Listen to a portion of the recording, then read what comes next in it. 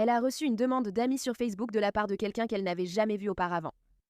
Quelque chose chez lui plaisait, alors elle a accepté. Ils ont échangé des messages et le courant est vite passé. Puis elle lui a demandé de venir chez elle le lendemain. Et cela signifiait qu'elle invitait un homme très dangereux dans la maison qu'elle partageait avec ses enfants.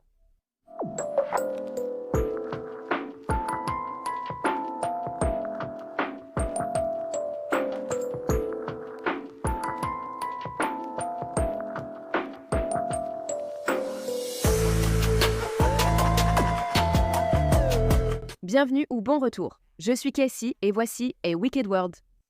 J'espère que tout le monde passe une journée fantastique aujourd'hui. L'affaire d'aujourd'hui concerne une mère qui place son propre besoin d'amour et de compagnie au-dessus de l'amour pour ses propres enfants. L'une des pires choses qu'une mère puisse faire. Voici l'histoire de Lola James.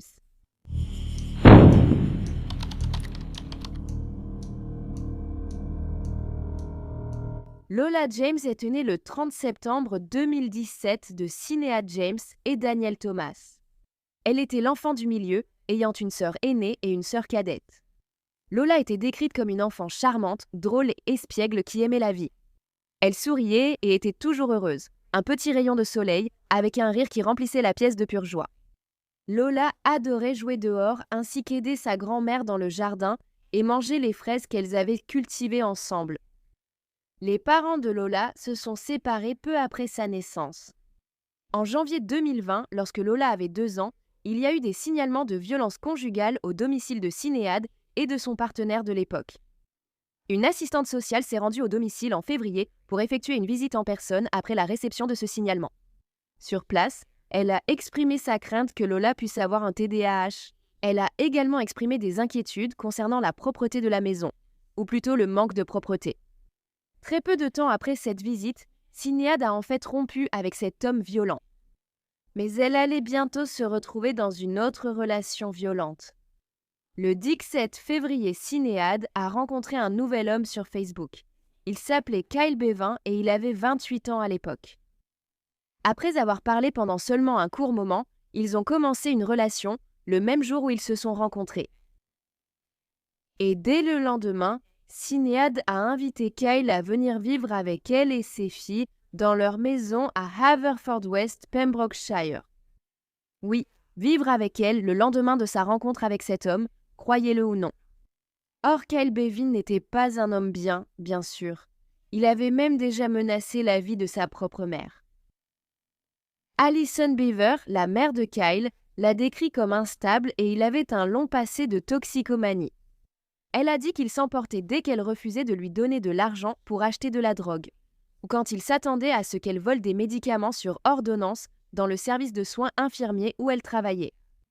Elle a déclaré que lors de ses accès de violence, il l'avait menacée de mort à 4 ou 5 reprises. Donc, Kyle Bevin est un consommateur autoproclamé de Spice, qui est une version synthétique de la marijuana. Cependant, c'est dangereux comparé à la marijuana, qui est relativement inoffensive. Les effets du Spice peuvent inclure la paranoïa, des convulsions, des pensées suicidaires, la psychose et bien d'autres. Il aimait aussi abuser des amphétamines, du Xanax et du Valium. Et Cinéade participait à la consommation d'amphétamines avec lui. Donc, Kyle était un gars à qui on ne ferait certainement pas confiance, surtout après ne l'avoir connu qu'un seul jour. Rien qu'en regardant cet homme, je peux vous dire tout de suite que je ne voudrais pas qu'il soit chez moi. Même pas pour une visite, encore moins pour qu'il vive ici. Les choses ont mal tourné très rapidement. Il y avait plusieurs messages Facebook échangés entre Cinéade et Kyle où ils discutaient des blessures de Lola pendant qu'elle était sous la garde de Kyle. Un jour, il a dit à Cinéade dans un message que Lola était tombée de son lit à barreaux. Il a dit « Elle était debout dans son lit et elle est tombée au sol très rapidement. Elle s'est mordu la lèvre en tombant. J'ai essayé d'aider, mais elle s'est débattue. » Un autre message disait « Lola doit s'habituer à moi, chérie. Je ne suis pas le diable. Je tiens énormément à cette petite fille. » Mais Lola s'est blessée plusieurs fois au cours des mois suivants. Des bleus, y compris des bleus autour des yeux, une coupure sur l'arête du nez et un nez en sang. Mais à chaque fois, Kyle avait une excuse pour cela. Et Cinéade, même après avoir vu comment il pouvait se mettre en colère, le croyait toujours. L'une des fois où Sinéad a été témoin de la colère et de la violence excessive de Kyle, c'était lorsqu'il était sous l'influence de diverses drogues, comme d'habitude le 14 mai 2020 et il a pris un marteau et a commencé à tout casser dans la maison. Pendant cette crise de violence, il a donné un coup de tête à Sinéad et lui a ébréché une dent. Sinéad a pu prendre ses 3 filles et s'enfuir chez une amie jusqu'à ce que les choses se calment à nouveau. Kyle s'est excusé auprès de Sinéad, disant qu'il se sentait comme un monstre. Il était tellement désolé et il a promis qu'il changerait. Alors, même après cette attaque violente, Sinéad l'a cru et a décidé de rester avec Kyle. Et le 7 juillet 2020, en colère et sous l'emprise de drogue à nouveau, Kyle a poussé la poussette de la petite sœur de Lola sur la route avec la fillette dedans. Mais heureusement, elle n'a pas été blessée. Et oui, Sinéad a continué à le voir, même après ça. Environ une semaine plus tard, le 16 juillet, Sinéad a finalement commencé à se méfier des blessures qui apparaissaient sur Lola ainsi que sur une de ses autres sœurs lorsqu'elles étaient sous la garde de Kyle. La veille, c'est là que Lola avait eu des ecchymoses autour des yeux et Kyle avait simplement donné comme explication qu'elle était tombée de la table basse. Donc, méfiante, Sinéad a demandé à Kyle sa date de naissance afin de pouvoir faire une vérification selon la loi Claire, mais il a refusé. Et une vérification selon la loi Claire signifie que toute personne peut demander à la police un rapport sur les antécédents criminels de son partenaire et le recevoir. Donc, Sinéad ne lui faisait clairement pas confiance alors et il a refusé de donner sa date de naissance. Comment on peut sortir avec quelqu'un et vivre sous le même toit pendant 5 mois sans connaître sa date d'anniversaire? Ça me dépasse. Mais la question est, pourquoi a-t-il été autorisé à rester dans la maison avec ses enfants? Le même jour, le 16 juillet, Sinéad est allée se coucher entre 19h et 20h. Et elle a laissé Lola en bas avec Kyle. Oui, le même jour où il a refusé de donner sa date de naissance pour la vérification de la loi Claire, et le lendemain du jour où elle avait des ecchymoses autour des yeux, elle a laissé sa fille avec Kyle. Bon choix. Plus tard, Kyle dira que lui et Lola sont restés éveillés tard à prendre des photos avec des filtres Snapchat. Et ensuite, il l'a couché plus tard dans la nuit. Mais juste après minuit, Sinéad a entendu un bruit fort et un cri venant de la chambre de Lola. Elle s'est précipitée dans la chambre pour voir Lola assise sur les genoux de Kyle, sans blessure apparente, selon elle. Kyle a dit que Lola venait de se cogner la tête, mais que tout allait bien et qu'il s'en occuperait. Alors Sinéad est retournée se coucher. Pas de questions supplémentaires. Quelques heures plus tard, vers 7h30 du matin, Sinéad a été réveillée par Kyle, qui a affirmé que Lola était tombée dans les escaliers et il a montré à Sinéad un morceau de la langue de la petite fille sur son doigt. Sinéad s'est précipitée dans le salon et a trouvé Lola allongée sur le canapé, inconsciente, mais respirant encore. Kyle a alors décidé d'appeler sa mère, avec qui il avait déjà parlé plus tôt dans la journée, et lui a demandé si elle pouvait appeler les secours parce qu'il n'y arrivait tout simplement pas. Et il avait déjà dit à Sinéad qu'il l'avait fait. Sinéad a également appelé les services d'urgence à peu près au même moment. Voici l'appel d'urgence d'Alison Beaver ainsi que celui de Sinéad. Le patient est réveillé. Non, une fillette de 2 ans est tombée dans les escaliers et reste inconsciente. Il n'arrive pas à la réveiller. Dites-moi exactement ce qui s'est passé. Une petite fille de 2 ans, elle a un TDAH. Elle est tombée du haut jusqu'en bas des escaliers. Ils n'arrivent pas à la réveiller et elle s'est mordue le bout de la langue car ils ne savent pas si elle a convulsé. Elle est en état de choc, ils ne parviennent pas à la réveiller. Et vous n'êtes pas avec la patiente en ce moment? Je dois emmener la patiente. Ils viennent de m'appeler parce que j'ai du crédit sur mon téléphone pour appeler une ambulance maintenant. C'est ce qu'ils disent. Ils peuvent appeler sans crédit. Ils n'ont pas besoin de crédit pour appeler une ambulance. Oh, je pense qu'ils ont paniqué. Et quand est-ce que c'est arrivé? Ce matin. Je ne connais pas l'heure exacte. Ça a dû arriver tout récemment parce qu'ils sont en train de la changer. Qu'est-ce qui a provoqué la chute? L'enfant s'est réveillée et elle est tombée dans les escaliers, apparemment. Est-ce que tout le monde est gravement blessé? Est-ce qu'il y a des saignements? Non, c'est juste un gros coup sur la tête. Le patient est-il réveillé? Non, elle ne l'est pas. Elle ne va pas se réveiller. Non. Tu vas tuer. D'accord, raconte-moi ce qui s'est passé là-bas. Viens ici, je suis au lit. Voilà ce qui se passe. D'accord. Elle est tombée dans les escaliers, oui. D'accord. De haut en bas des escaliers. Comment font-ils pour nager ainsi? Ensuite, elle m'a coupé le bout de la langue avec l'avantage. D'accord.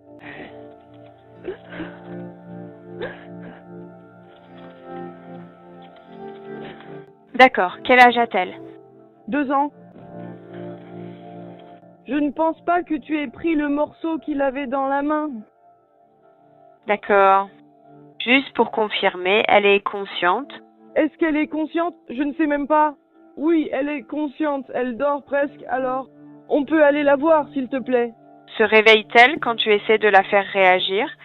Elle est genre, non, qu'est-ce que tu vois quand j'essaie de la réveiller? Je ne dors pas du tout. D'accord. I'm really scared. D'accord. De quelle hauteur est-elle tombée? On the top of the stairs, down to the bottom. D'accord. Qu'est-ce qui a provoqué la chute? J'étais la fille et j'avais conclu un marché. Des difficultés respiratoires graves? Kyle court sérieusement, Danny. Ça fonctionne sérieusement, Dan. Non, D'accord. c'est juste des bleus sur la tête et tout autour de ses yeux. Très bien. Restez en ligne, je vous dirai quoi faire. Ne la déplacez que si elle est en danger. Ne touchez pas aux blessures. Puis-je vous expliquer? Oui, c'est encore lent. Ne le bougez pas. Les ambulanciers sont arrivés chez Sinéad très rapidement, seulement 5 minutes après que la mère de Kyle ait passé l'appel. Quand ils sont arrivés, Kyle a non seulement affirmé qu'il était son beau-père, mais il leur a aussi dit qu'elle venait de trébucher sur le chien et de tomber dans les escaliers. Voici le problème. Si elle dormait comme il l'a dit et venait de sortir de sa chambre pour tomber dans les escaliers, je ne comprends pas comment c'est possible puisqu'il y avait une barrière pour bébé à sa porte. À moins qu'elle ne sache comment l'escalader, mais Sinéad n'a jamais parlé de ça. Les premiers intervenants ont transporté Lola à l'hôpital Whitty Bush à Haverfordwest. Sur place, Kyle s'est montré agressif dès que les médecins l'ont interrogé sur les blessures de Lola, comme les médecins le font pour soigner un patient. Pendant qu'il était là, il a menacé une infirmière et lui a dit qu'il déchirerait ses papiers après que l'infirmière lui ait dit qu'il serait partagé avec d'autres organismes, y compris les services sociaux. Plus de 100 égratignures et ecchymoses ont été relevées sur le corps de Lola, et elle avait de graves lésions aux 2 yeux, avec des blessures au cerveau comparables à celles que l'on trouve chez les victimes d'accidents de voiture. Les blessures de Lola étaient très suspectes et non accidentelles. Une médecin qui l'a effectivement examinée a déclaré que c'était l'enfant la plus meurtrie et couverte de bleu qu'elle ait jamais vue au cours de sa longue carrière. Comme je l'avais dit, Kyle racontait maintenant aux médecins ainsi qu'à la police que Lola avait simplement trébuché sur le chien et était tombée dans les escaliers. Il se disait seulement partiellement responsable car il préparait un bol de céréales à ce moment-là.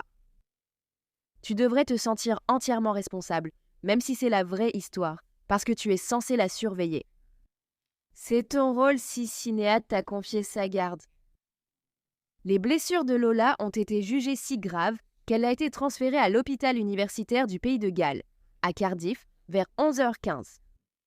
Pendant que Lola était emmenée à cet hôpital, Sinéad s'est rendu à ses côtés et Kyle est resté à la maison. À 15h15, Kyle a envoyé un message à Sinéad pour lui demander ce qu'elle allait dire à la police afin de s'assurer que sa version serait la même que la sienne. Plus tard, Sinéad et Kyle ont été arrêtés sur des soupçons de négligence envers un enfant et amenés pour interrogatoire. Ce jour-là et le lendemain, les enquêteurs de la police scientifique se sont rendus à la maison et ont constaté que malgré le fait que la propriété était sale et en désordre, la salle de bain semblait impeccable, comme si elle avait été récemment nettoyée. Les agents ont aussi trouvé une grenouillère grise à flocons de neige, mouillée, tachée de vomi et de sang, dans un coin du salon. Et pour une raison quelconque, Kyle, qui était en liberté sous caution, a décidé d'envoyer des SMS menaçants au vrai père de Lola, Daniel, disant qu'il allait le frapper. Quelques jours plus tard, le 21 juillet 2020, à 13h18. Lola est décédée, elle a succombé à ses terribles blessures. Elle avait 2 ans et 10 mois. Sinéad et Kyle étaient tous les deux en liberté sous caution jusqu'en avril 2022. Ce jour-là, ils ont de nouveau été arrêtés et inculpés de meurtre et d'avoir causé ou permis la mort d'un enfant. Après leur arrestation, ils ont tous les deux comparu quelques jours plus tard devant la cour de la couronne de Swansea. Ils ont tous les deux plaidé non coupables des accusations portées contre eux et Kyle est resté en détention tandis que Sinéad a de nouveau été libéré sous caution conditionnelle. Leur procès ne commencerait qu'en mars 2023, dit Szabo. Et pendant ce procès, le juge déclarerait « L'agression a été prolongée, délibérée et violente, et elle a impliqué l'utilisation d'armes. » Mais Kyle Bevin continuait d'affirmer qu'il était innocent, sans toutefois avoir de preuves pour le démontrer. Le jury a également vu des photos que Kyle avait prises avec son téléphone, montrant des marques dans le dos de Lola, ainsi qu'un gonflement important et des ecchymoses sur sa tête, ses yeux et ses lèvres. Il a été découvert qu'à un moment de la nuit, Kyle avait frappé Lola si violemment sur le côté de la tête que cela avait provoqué une hémorragie cérébrale ainsi qu'un saignement de l'oreille. Il l'avait également secouée d'avant en arrière avec une telle force qui lui a causé des lésions cérébrales. Et il a également été révélé au tribunal qu'au lieu d'appeler immédiatement une ambulance pour tenter de sauver la vie de la fillette, Kyle avait essayé de dissimuler ses actes. Il avait cherché des informations sur les blessures à la tête sur Internet avant de prendre des photos de son corps inerte et d'appeler sa mère. À 4h26 du matin, le 17 juillet, le jour où Lola avait été emmenée à l'hôpital, Kyle avait pris des photos des blessures sur son dos et à ce moment-là, elle était encore consciente et debout. Puis, à 6h37 du matin, il avait pris une capture d'écran d'un site web lui donnant des instructions claires selon lesquelles il devait demander une aide médicale d'urgence si un enfant présentait des symptômes tels que des ecchymoses ou un gonflement excessif et ou une perte de conscience. À 6h40 du matin, Kyle a appelé sa mère, mais elle n'a pas répondu. Il affirme qu'il l'a appelée parce qu'elle est infirmière. Mais en réalité, la mère de Kyle est une aide-soignante sans formation médicale. Il a continué à essayer de contacter sa mère et lui a même envoyé des photos de Lola. Lorsqu'elle les a enfin reçues, elle a supplié Kyle d'emmener la petite fille à l'hôpital immédiatement.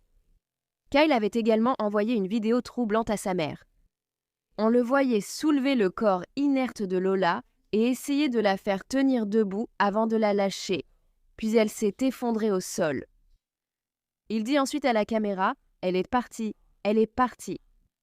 Sa mère n'a jamais regardé la vidéo et ne l'a toujours pas fait. Plus tard, Kyle a montré certaines de ses photos à différentes personnes et a fait comme s'il en était fier. Le matin où Lola avait été emmenée à l'hôpital, lorsque la police est arrivée vers 11h, au début, Kyle a même essayé de ne pas les laisser entrer dans la maison. Lorsqu'ils sont enfin entrés, il passait l'aspirateur, comme s'il tentait d'effacer un maximum de preuves matérielles. L'accusation a déclaré que la salle de bain impeccable, ainsi que le pyjama ensanglanté qu'ils ont trouvé, était une preuve évidente que Kyle essayait de dissimuler ses traces. La couette de Lola présentait également une grande tache brune et une tache jaune croûteuse, supposée être du vomi ainsi que de l'urine. Au début, Sinéad affirmait que Kyle n'avait jamais été violent avec elle ou ses enfants, sauf une fois où il lui avait fait un bleu au bras en tentant de lui prendre son téléphone lors d'une dispute. Mais cette version a rapidement changé au tribunal. Et Sinéad a parlé de la façon dont Kyle lui avait ébréché une dent, ainsi que de toutes les fois où il s'en était violemment pris à elle, physiquement et verbalement. Sinéad avait en fait été prévenue, seulement 8 jours avant l'agression de Lola, que Kyle pouvait être dangereux. La mère de l'ex-partenaire de Kyle avait en fait envoyé un message à Sinéad sur Facebook et lui avait dit que Kyle représentait un danger pour les enfants. Elle a dit qu'elle craignait pour les enfants de Sinéad s'ils étaient près de lui. L'avocate de Sinéad a expliqué qu'elle redoutait la réaction de Kyle si elle contactait la police, ayant déjà subi plusieurs violences conjugales. Quand on a demandé à Sinéad quelles mesures elle avait prises pour protéger sa fille, elle a répondu qu'elle n'avait jamais pensé qu'elle était réellement en danger. Elle a affirmé que sa fille avait été en sécurité avec elle. Clairement. De nombreux autres témoins ont témoigné du comportement instable et violent de Kyle dans le passé. Même pendant tout cela, Kyle est resté sans expression et sans émotion. La mère de Lola, Sinéad, a pleuré pendant toute l'audience. Le juge a déclaré qu'il était certain que Kyle était responsable de multiples agressions sur Lola avant son meurtre tragique. Il a également déclaré que Lola aurait dû être en sécurité dans sa propre maison et entourée de personnes en qui elle pouvait avoir confiance. Mais au lieu de cela, sa mère, Sinéad James, a laissé entrer un homme violent et destructeur dans leur vie et a failli à son devoir de protéger Lola du danger.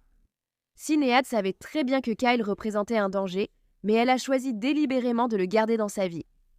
Le 4 avril 2023, après 10 heures de délibération, le jury est revenu avec son verdict et a déclaré Kyle Bevin coupable de meurtre et Sinéad James coupable d'avoir causé ou permis la mort de Lola. La grand-mère de Lola ainsi que son père biologique ont tous deux fait des déclarations déchirantes de la victime avant le prononcé de la sentence. La grand-mère de Lola a exigé que Kyle la regarde avant de commencer à lire sa déclaration. Elle a dit « Kyle, tu as pris la jeune vie innocente de ma petite fille. En même temps, tu as pris bien plus que tu ne peux l'imaginer. Tu as tué ma Lola et tu as brisé sa famille. J'espère qu'avec le temps, tu comprendras ce que tu as fait. En tant que parent, j'espérais seulement que Lola grandisse heureuse et en bonne santé et qu'elle ait le courage de croire qu'elle pouvait devenir et faire ce qu'elle voulait. Mais cela n'arrivera jamais. Lola n'est pas simplement morte, elle m'a été arrachée de la pire façon. Elle a été brutalement attaquée et son corps sauvagement mutilé. Elle n'avait aucune chance. La vie de la petite Lola était remplie de saleté et de chaos à cause de sa mère, qui n'a même pas pu lui offrir la sécurité de base dans sa propre maison. La culpabilité que je ressens vit en moi et ne me quittera jamais, tout comme le souvenir de Lola allongée sur un lit d'hôpital, se battant pour rester en vie, restera toujours avec moi. Il ne me reste que la culpabilité, le chagrin, la douleur et le tourment. La grand-mère de Lola devait faire du babysitting la nuit de l'attaque violente. Mais elle ne se sentait pas bien. Pour cette raison, elle se reproche en partie ce qui est arrivé à la petite Lola. Levez-vous, Kyle Bevin. Pour le meurtre de Lola James, je vous condamne à la réclusion à perpétuité avec une peine minimale de 28 ans moins 368 jours déjà passés en détention provisoire. Vous pouvez descendre. Levez-vous, Sinéad James.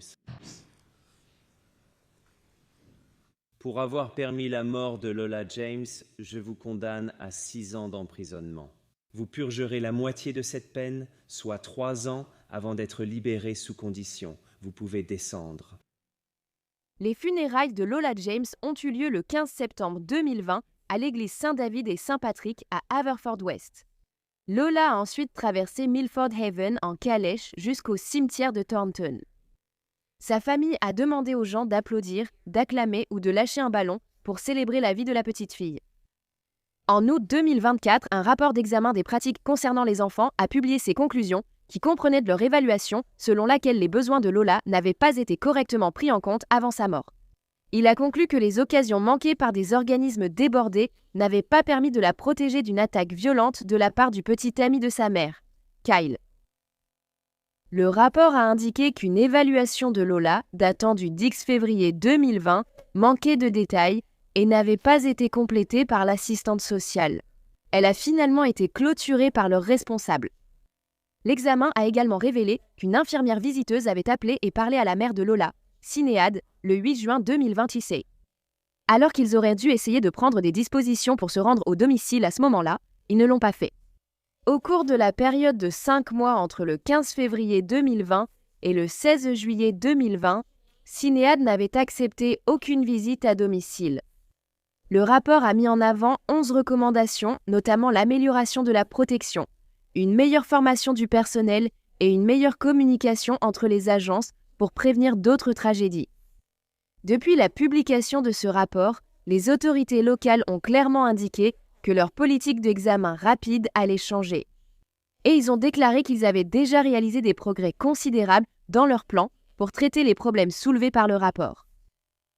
Le 5 novembre 2025, à la grande satisfaction de tous, le meurtrier de Lola, Kyle Bevin, âgé de 33 ans, a été retrouvé mort dans sa cellule à la prison de Wakefield. Quelques jours plus tard, 3 détenus nommés Mark Fellows, Lee Newell et David Taylor ont été inculpés pour son meurtre et l'enquête est toujours en cours. Personnellement, je pense qu'ils ont simplement rendu service à la société et qu'ils ne devraient pas être punis du tout.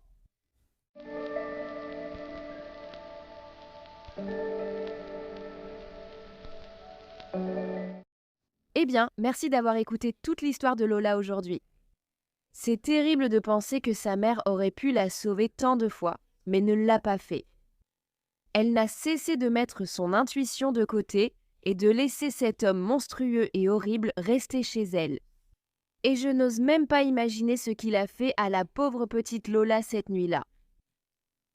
Donc, si tu aimes les histoires de True Crime et que tu veux les entendre racontées par moi, n'oublie pas de cliquer sur le bouton s'abonner ci-dessous et d'activer les notifications aussi, comme ça tu sauras quand je poste une nouvelle vidéo, ce qui arrive 2 à 3 fois par semaine. Merci d'avoir regardé A Wicked World, à la prochaine, prenez soin de vous. Salut! Merci à tous les mécènes de Wicked World. Maintenant, il y a encore plus de contenu de A Wicked World sur Patreon. Alors allez voir sur patreon.com/awickedworld ou utilisez l'application Patreon. Vous accéderez chaque mois à des vidéos exclusives et plus encore. Tout soutien aide vraiment à s'assurer que les victimes ne soient jamais oubliées et à mettre en lumière les failles de la société associées à chaque affaire.